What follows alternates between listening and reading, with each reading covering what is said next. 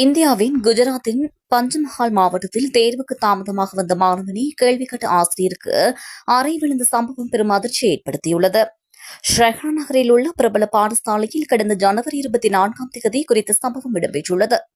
முகமது கான் என்ற 18 வயதுடைய மாணவன் பரீட்சைக்கு தாமதமாக வந்துள்ளார். அப்போது தேர்வறையில் இருந்த ஆசிரியர் மாணவனிடம் தாமதத்திற்கான காரணத்தை கேட்டபோது, என்னை வீட்டிலேயே யாரும் கேட்பதில்லை, நீ யார் கேட்க என திமிராக பதிலளித்ததாக தெரிவிக்கப்பட்டுள்ளது. மேலும் அப்போதைய ஆசிரியரின் கன்னத்தில் அறைந்துவிட்டு அங்கிருந்து தப்பியோடியுள்ளதாகவும் குறிப்பிடப்பட்டுள்ளது. சம்பவத்தன்று மாணவனின் தந்தை ஆசிரியரிடமும் பாடசாலை ஆசிரியரிடமும் மன்னிப்பு கேட்டதாக கூறப்படுகின்றது. இதனையடுத்து தனது தந்தையோடு 15 முதல் 20 பேரை கூட்டிக் கொண்டு பாடசாலைக்கு வந்த அந்த மாணவர் தனியாக வசிக்கும் அந்த ஆசிரியையை மிரட்டியதாகவும் தெரிவிக்கப்பட்டுள்ளது.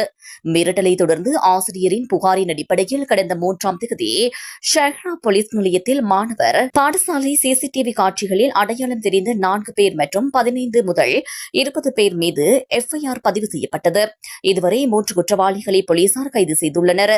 கைது செய்யப்பட்ட மாணவர் நீதிமன்றத்தில் ஆஜர்படுத்தப்பட்டு கடந்த 6ஆம் தேதி பிணையில் விடுவிக்கப்பட்டுள்ளார்.